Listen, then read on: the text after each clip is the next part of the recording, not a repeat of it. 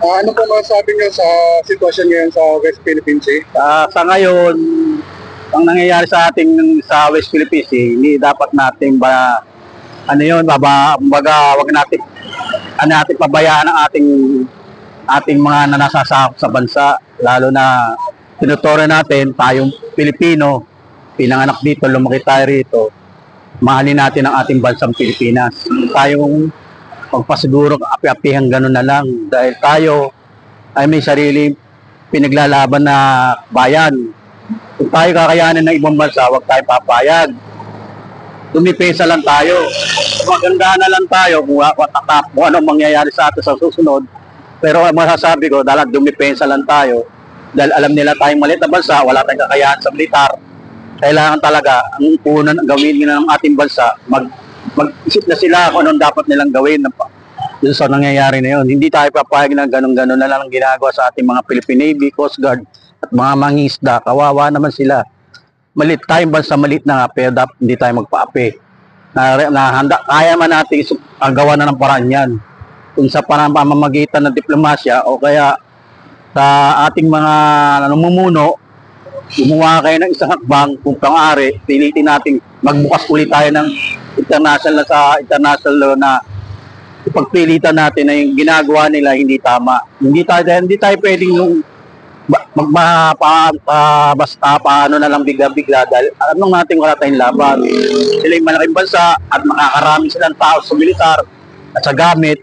Tayo malit na bansa lang, alit lang na ang populasyon natin. Sila napakalaki. Kung tayo ay aasa-asa na lang bigla, ay wala tayong magagawa. Kailangan lumabang tayo ng diplomasya. At nandiyan naman ang mga kaibigan nating mga ibang bansa, tutulungan lang tayo. Handa silang tumulong at ano-ano mangyari. Kaya ang kailangan lang natin, dumipensa lang tayo. Huwag nating hintayin may mamatay na mga mangisda o ating mga militar na Coast Guard o Navy. Dahil kawawa sila, nagsusupply lang sila ng pagkain sa ating mga kapwa nila militar. Hindi sila inaagawan ng bansa. Kung tayo ang inaagawa, nasa teritoryo natin sila. Halos sakop na natin nangyayari sa ating kapaligiran ng kadagatan. Halos paligid ng dagat natin, gusto nila akupahin na. Paano na lang mga Pilipinong mangingisda? Nangingisda kay pala, maaalis ka sa sariling bansa. Hindi tama yun. Dapat magkaroon tayo ng diplomasya sa ganyan mga problema at makiusap tayo sa China na hanggang kailan ba tayo gaganyanin. Kung gawin natin, subukan natin kung tayo ba'y talagang kaibigan o hindi tayo kaibigan. Dahil doon natin malalaman ng isang bansa, kung talagang kaibigan ka, hindi ka ganyan, hindi kami na maltrato. Malit na bansa ka na, ginaganyan ka pa. Pero ano po masasabi nyo, meron daw gentleman agreement ang dating presidente na si Duterte kay sa presidente po ng China. Ano masasabi nyo?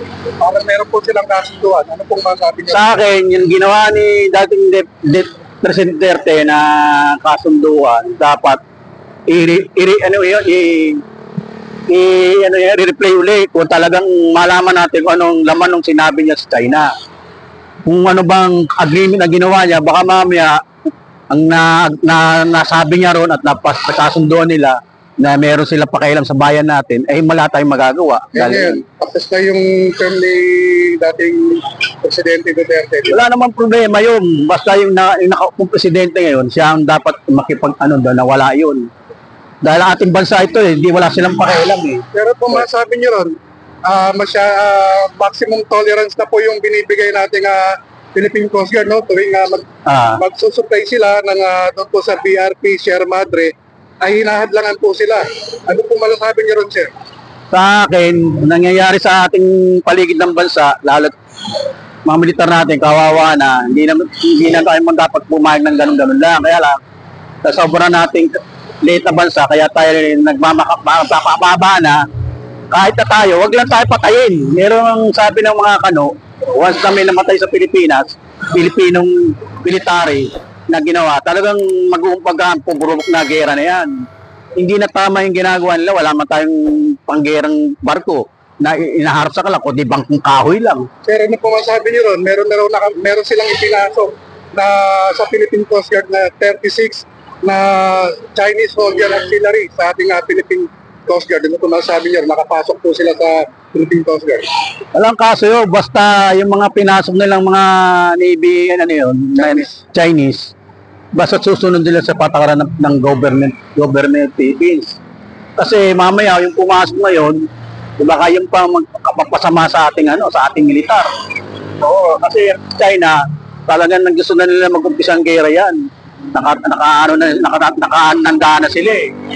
Hihintay lang kung sino mag-umpisa. Kaya anong magagawa natin? Tolerance na lang tayo dahil tayo alam natin malit na bansa tayo, wala tayong magawa. O ay kakulangan tayo sa military kagamit. Kaya daan na lang namin muna sa diplomasya dahil tayo Pilipinas. Mahal natin bansa natin, mahal natin pamilya natin. Kailangan dumipensa muna tayo. Hindi tayo pwedeng pa daskol-daskol.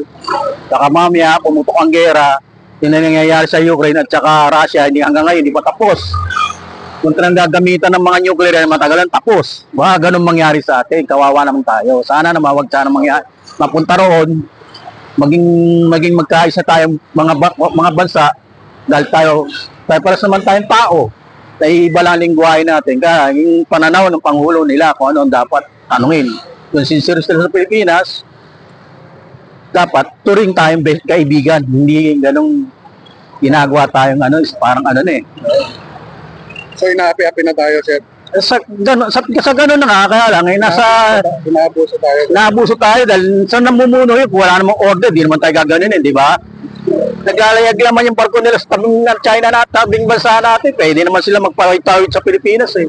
Pero tayo, pag tayo nakagawin sa ating teritoryo natin, ba't tayo ginaganon?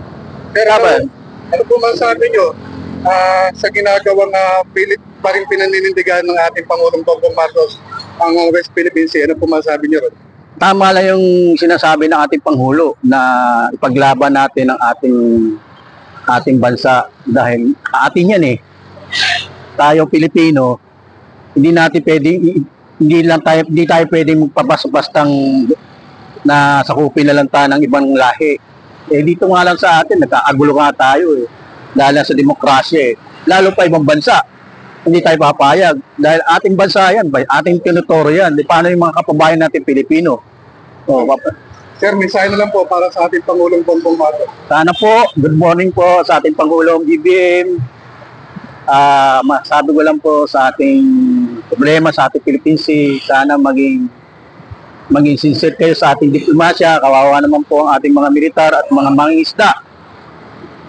Sana po magkaroon kayo ng tamang proses sa China na kung talaga ba tayong kaibigan o best friend o ano bang o hindi man idaan natin sa dating uling sa international arbiter uli ang kasong ito para malaman nila na hanggang saan sila dapat lumagay sa ating bansa. Yan lang po ang mabibigay ko sa inyo payo sa ating Pangulo. Magandang umaga na lang po sa President. Maraming salamat, sir. Mabuhay ka po.